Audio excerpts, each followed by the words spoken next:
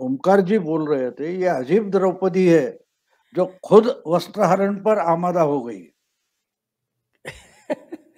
आप आप एक मिनिस्टर जिसको अरेस्ट हुआ है, 7-8 दिन की कस्टडी दी गई है, उसके बाद वो रेजिग्नेशन नहीं देगा तो मत दो, कोई बात नहीं। आपको नंगा होना है तो हम क्या करें।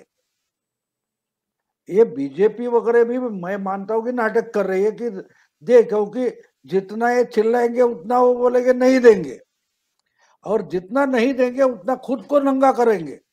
ये बात समझ लो आप। ये बारीकी से अगर इसमें पॉलिटिक्स जो है वो समझ ले तो बीजेपी पॉलिटिक्स खेल रही है, और ये इस ढंग से एमवीए को, महाविकास आघाड़ी को उकसा रही है कि बिल्कुल रेसिग्नेशन मत दो। अब देखिए, जितने दिन ये लंबे रोकेंगे, उसको अंदर मिनिस्टर करके रखेंगे, उसमें बेआबरू कौन होने वाला है। बीजेपी तो होने वाली नहीं, और ये तो बाहर आने वाले नहीं है।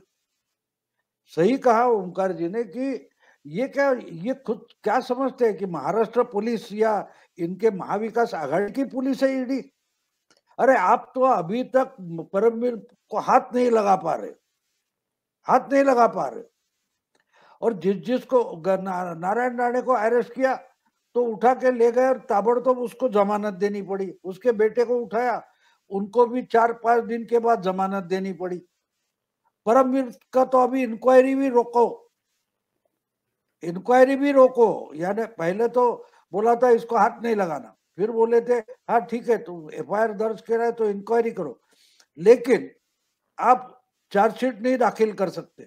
उसके बाद कल परसों का आ गया कि नहीं नहीं नहीं नहीं, आप तो अभी इंक्वायरी की बंद कर दो। तो जिस ढंग से महाराष्ट्र पुलिस चलती है, क्या उस ढंग से ये समझते हैं कि ईडी चलती है? बिल्कुल नहीं। ईडी पूरी तैयारी से काम करने निकलती है, पूरी तैयारी से निकलती है। इसलिए जब ये मामला आया था उस वक्त मैंने 11 नवंबर को, मेरे दो श्रोता है उन्होंने मुझे फोन कर बताया कि आपने कहा था बिल्कुल वही हो रहा है।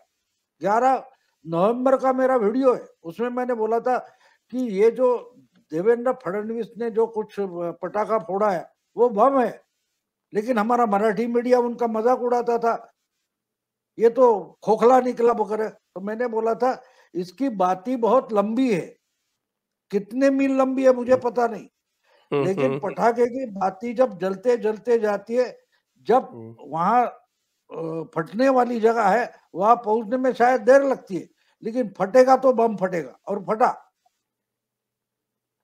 अब एक बात आप और समझ लो कि इसमें पवार साहब झट झट से क्यों आ गए, क्योंकि ये मामला 93 बॉम्ब ब्लास्ट से है, और 93 का बॉम्ब ब्लास्ट जो हुआ था वो पवार साहब चीफ मिनिस्टर बनने के बाद सिर्फ 6 दिन में हुआ था, 6 दिन में हुआ था। अब देखो ये बोल रहे कि ये लोग कुछ भी करो तो दाऊद से नाम जोड़ देते, मुस्लिमों को टेररिस्ट बनाते। मैं बिल्कुल सही कर रहे, लेकिन अगर मुस्लिमों को ही टेररिस्ट बनाना चाहते हैं बीजेपी वाली गवर्नमेंट, तो इसकी शुरुआत तो पवार ने की थी। 93 के बॉम्ब ब्लास्ट में दाऊद वगैरह के सबके नाम किसने लाए थे? कौन चीफ मिनिस्टर था उस वक्त? महाराष्ट्र में जो काम चला था इन्वेस्टिगेशन का, वो चलाने वाला चीफ मिनिस्टर कौन था? सबके सब मुस्लिम आरोपी पकड़े किसने थे? खुद पवार ने पकड़े थे। तो ये बोल रहे बीजेपी मेरी ही लाइन आगे लेकर जा रही है, लेकिन ये हमारी मीडिया के समझ में नहीं आ रहा है। पवार तो खुलेआम बोल रहे हैं कि बीजेपी ने, मैंने जो काम शुरू किया 93 में, वो बीजेपी आगे लेकर जा रही है, हर चीज में मुस्लिम आरोपी बनाती है, उनको ही दहशतगर्द बनाती है। ये हमारा मीडिया नहीं समझ रहा है, लेकिन पवार साहब तो खुद बोल रहे हैं, और उन्होंने खुद ये 93, 94 में मुझ पर भी बहुत सारे आरोप होते थे, ये कल उन्होंने पहली रिएक्शन में कहा है। तो ये बात हमें समझना जरूरी है कि ये मामला दिखता है उतना आसान नहीं है। जैसे खेल शुरू हो जाता है तो पहले एक आधा प्यादा हिलाया जाता है, दूसरा मोहरा आगे किया जाता है, इस ढंग से चल रहा है। और पवार साहब की पूरी पॉलिटिकल लाइफ में पहली बार कोई उनकी तरफ मुड़ रहा है। मैंने तो मेरा वीडियो रात को डालूंगा, उसमें बोला भी है कि बात निकली है तो बहुत दूर तक जाएगी, ऐसा हिंदी में कहा जाता है। लेकिन पवार साहब समझते हैं कि ये जितनी दूर तक जाएगी उतनी मेरी करीब ही आएगी। ये पवार साहब जानते हैं, ये बात दूर तक जाएगी मतलब मेरे करीब आएगी, यानी पवार साहब के करीब आने वाली है। ये इसमें का सबसे बड़ा पॉइंट है।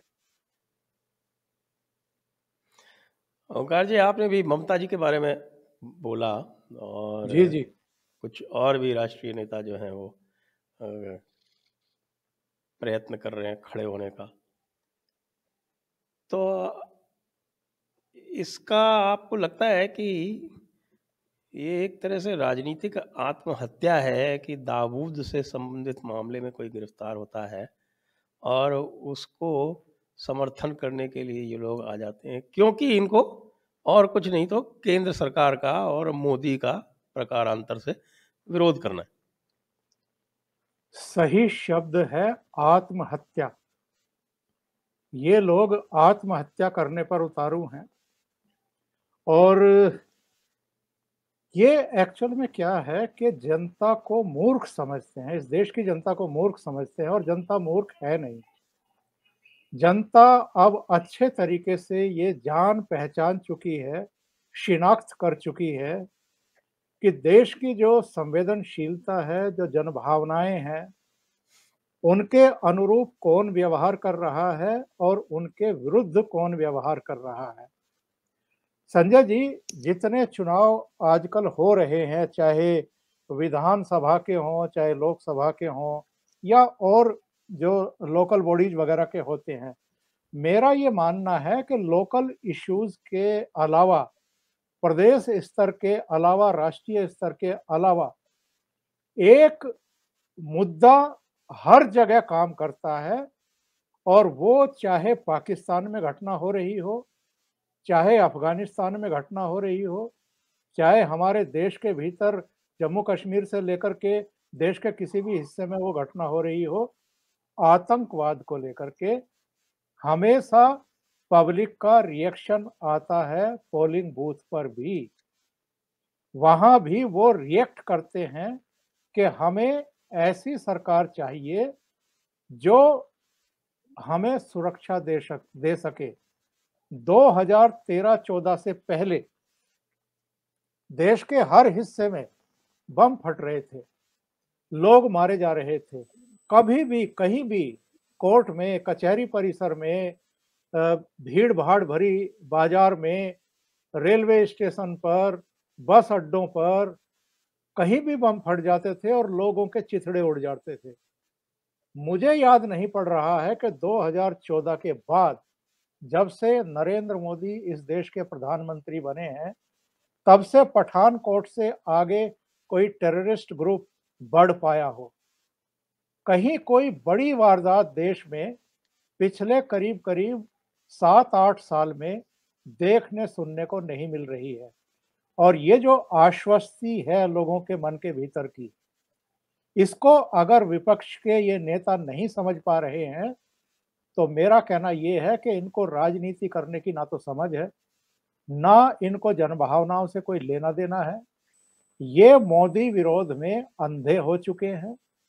कई बार राष्ट्रीय हितों से जुड़े हुए प्रश्नों पर भी ये जिस तरह के रिएक्शन देते हैं, जिस तरह से पाला खींच करके पार्लियामेंट के भीतर भी, पार्लियामेंट के बाहर भी लड़ते हैं, ये अपना नुकसान कर रहे हैं।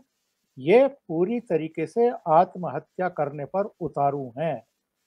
देश की रक्षा सुरक्षा, लोगों की जान माल एक बहुत बड़ा प्रश्न बन चुका है, क्योंकि हमारे देश ने भी इतने जख्म खाए हैं, जम्मू कश्मीर में ही नहीं, उससे पहले पंजाब में भी, और इन दोनों राज्यों में ही नहीं, कोई ऐसा राज्य बचा नहीं है। तमिलनाडु में हो, कर्नाटक में हो, आप उड़ीसा में चले जाइए, पश्चिम बंगाल में चले जाइए, उत्तर प्रदेश को भी जगह जगह निशाना बनाया गया था। यहाँ तक के अयोध्या तक में हमला करने की कोशिश की गई थी। काशी को नहीं छोड़ा गया, काशी विश्वनाथ मंदिर को निशाना बनाने की कोशिश हुई, अक्षरधाम टेम्पल जितने हैं उनको निशाना बनाने की कोशिश हुई। ये एक बहुत बड़ा इशू है और अगर ये ऐसे आदमी का बचाव करेंगे जो टेरर फंडिंग के मामले में पकड़ा गया है एक तरीके से, दाऊद इब्राहिम के साथ, उसके परिवार के साथ, उसकी बहन के साथ जिनका अवैध कारोबार पकड़ में आया है। अवैध कारोबार किस लिए? पहली बात तो ये है कि अगर आप ब्लैक एंड व्हाइट में किसी से कुछ ले दे रहे हैं, वो एक अलग तरह का व्यवहार होता है।